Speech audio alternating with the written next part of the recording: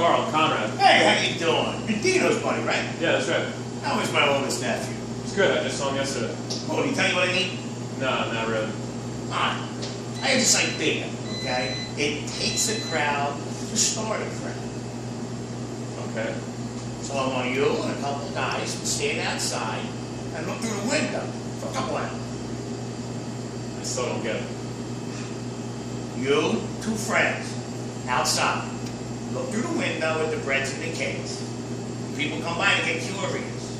They ask you what you're doing. You say this is the greatest bakery in the city.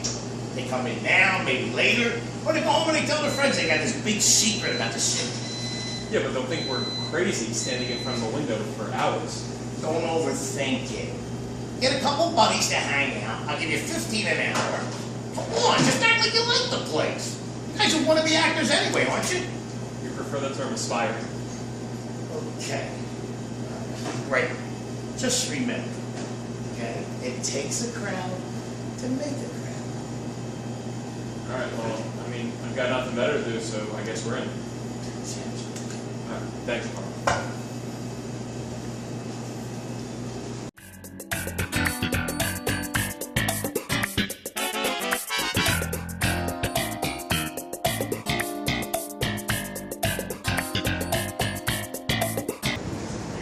I thought they wanted three of us. You're the only one who's around. What's going on here? You know what? I actually have a crazy story. So last Friday, I'm feeling so good. I'm admitting some sort of presence. And I've only felt like this maybe 2 or other 3 times in my entire life. Hey, I just saw this great movie, got a few bucks in my pocket, the sun is out, nothing to worry about. So I get on the subway, wear my sunglasses, I sit down, and across me is one of the most gorgeous girls I've ever seen in my entire life. And the whole time I'm just staring at her through my sunglasses. Then I start looking around, and I see some funny little smudge on the floor, so I take my glasses off to get a better look. And when I look back up, the girl looks at me, and she says, "What's the next stop on the subway?" Now, of course, she knows what the next stop is, okay? She's just looking for an excuse to talk to me. But the subway stops, doors open, I get out, she gets out, and she's following side by side on the highway, okay? But I can't think of anything to say. Then we start walking up the stairs. She's still right next to me, and in my head, the entire time I'm thinking, "You're blowing it right now. You're blowing it right now. You're blowing it right now." So sure enough, we get to the top of the stairs. I'm just standing there, and she walks away. You're joking, right? No. Gee, why didn't you literally could have said anything. Like, you could have asked her anything, and the worst thing that could have happened is not as bad as what did. I know. I mean, like, why didn't you ask her about, like, the weather, or... I have no clue. Oh, my God. Jeez. I know. It's got to be easily one of the biggest regrets of my entire life. Dude, that is unbelievable.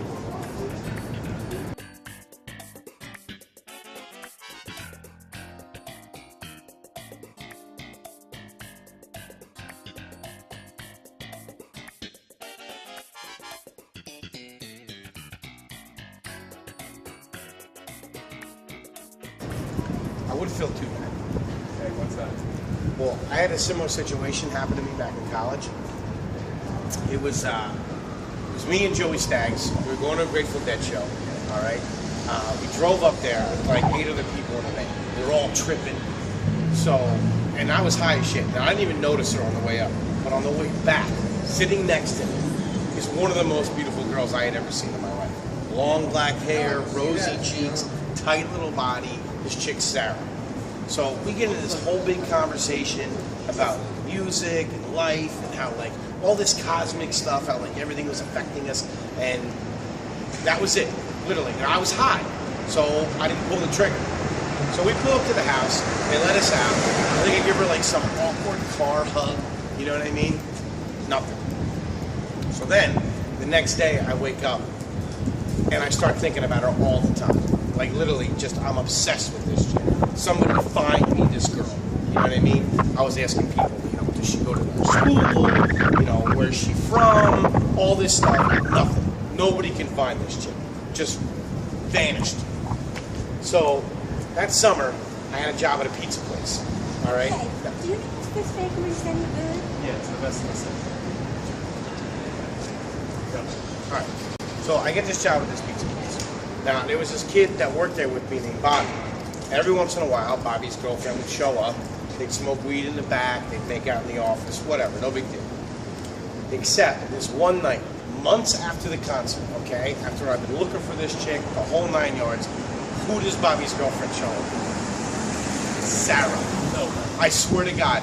Now, I don't know if she knew that I was looking for her and she showed up, or if it was just pure coincidence. All I do know is that I was completely paralyzed. Just standing there. Like, she walked in and I said something stupid like, hey, how you doing? You know what I mean? Like a total idiot. And I proceeded to stare at the floor, to stare out the window, like just looking around like a ding-dong, right? Now, granted, she wasn't exactly setting the world on fire with oratory prowess. She was literally just standing there, just waiting for me to say something. Like, literally, just waiting for me to take her. Nothing. I had nothing. So, Bobby and his chick finished up whatever they were doing in the back. They came out, the two chicks leave. That was it. Never saw her. That's even worse. That's even worse than what happened to me because you had 2 shots. I know. It sucks. But what I learned from that was that I was never going to let that happen again. Because like a year later, I'm in anthropology class, okay? And I have a run-in with the most beautiful girl I'd ever seen, right? Like, So this is the second most beautiful girl I've ever seen. no, this chick is the most beautiful. Like, this girl was so hot that she made Sarah look like she spent spring break in the back of a Corvette. Like, just dog meat. Like, this girl was a 10. An absolute smoke show 90s. So, I was literally doing everything I could to get this girl. Like, it was harder for me to stop trying to get her than it was, you know what I mean, to get her. Like, I just was prime, aggressive, just going after her. Like, dude, I would ask her to lunch. I would ask her to study. I would ask her to volleyball games. I would pass her love notes in class. Like, I would sit there in class and stare at her until she looked up and caught me looking at her. Like, that's how much I was going after her. And, dude, the crazy thing is it worked. Wait. So that's the girl you proposed to, but ended up marrying another guy. Yeah, that's the same girl. Oh, Thanks for bringing that up. brutal. But I'll tell you this, it wasn't as bad as not saying nothing. Okay. All right, that's fair. What are we doing? No, I don't know. Let me go. Let's just get out of here. Let me talk to these people.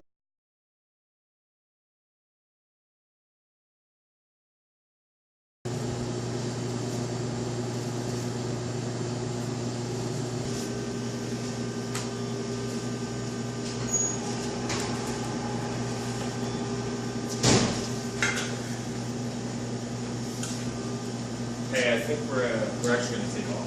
Oh, what should I tell Carl? Tom won't be back. Yeah, Tom won't be back tomorrow. Okay. Hey, do you think I can get your number to get coffee sometime?